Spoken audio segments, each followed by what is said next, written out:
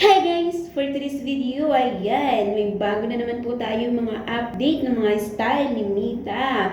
So, kayo guys, ugaliin nyo pong mangalkal sa inyong mga Facebook kasi nandyan lang naman yan. So, ugaliin nyo pong magbasa, mangkalalkal dyan para po meron po kayong mga ideas. So, alam nyo ba, itong profile recommendations ay may bagong update na siya ng style lang naman. So, guys, ugaliin yung magbasa para yung inyong mga content ay mai-recommend ni Mita sa iba't ibang mga content creator.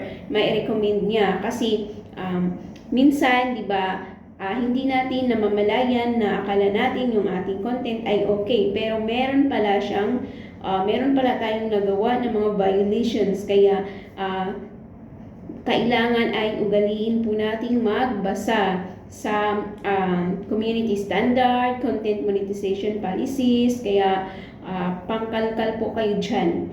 At saka po dito sa profile recommendations, lagi nyo po itong i-check kasi po kung 8 na star pa yung nakalagay dito kasi mamaya pag hindi niyo yan, pinapabayaan nyo lang yan, ay magkaroon yan ng profile not recommendable. Kaya ugaliin nyo pong basahin itong monetizations. Basahin nyo po yan dyan kung kayo ay may nalabag na. Baka mamaya ang inyong mga content ay meron na tayong mga nalabag na mga original content na kumukuha lang kayo sa iba kasi may nakikita ako. And then, ito pong support inbox. Ugaliin din po natin itong tingnan kung ang inyong mga inbox ay walang mga problema, mga alert, mga violations. Kaya ugaliin nyo po yan i-check araw-araw or kahit po mayat maya sa inyong mga pag-after nyo pong mag-video o after nyo pong mag-post ng inyong mga videos, ugaliin nyo pong magbasa, mag-check nito.